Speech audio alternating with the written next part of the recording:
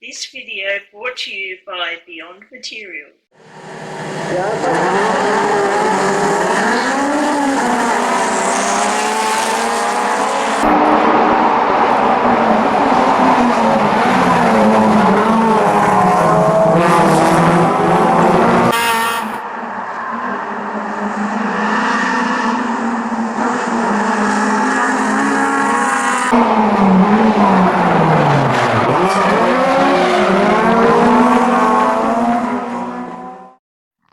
Laying up a one-piece flip-up fiberglass front end like this is a big job.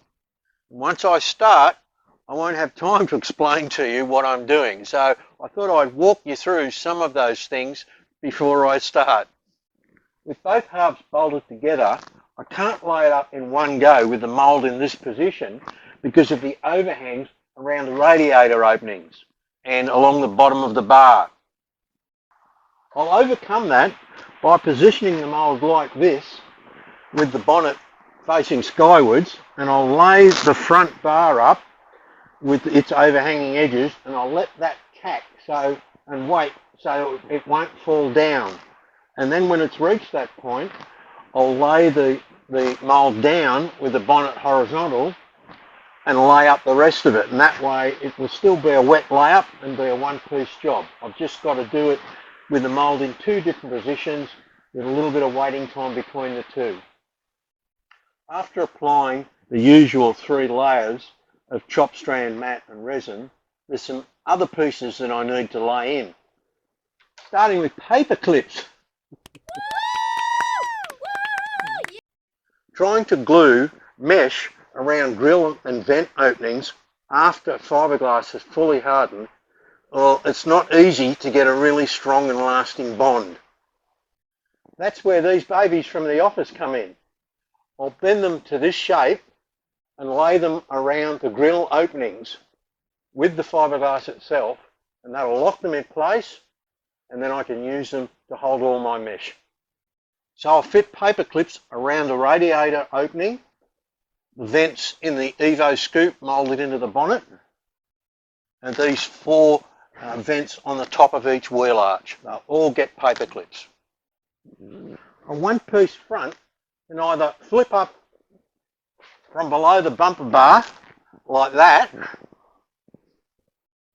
or it can flip up from the back like this. I prefer this way because it gives complete unrestricted access to the engine bay. With nothing in the front you've got to walk around, you can get to everything. And with the weight of this being less than the factory bonnet, the advantage is that you can hinge it using the original manufacturer's hinges. How easy is that? I'll also lay in strengthening ribs that will go from the hinges right down the bonnet on both sides. And I'll also put another strengthening rib right across the back of the bonnet because it's dead flat and you don't want the bonnet to be doing this. The other reason to add the rib on the back is to add thickness there so that when it's shut it will contact the factory seal on the back of the engine bay and seal it. The likely rub points on this front end are right down low, right across the front on the bottom lip and around the wheel arches. So I'll lay in strips of Kevlar there which will safeguard against fractures and cracking.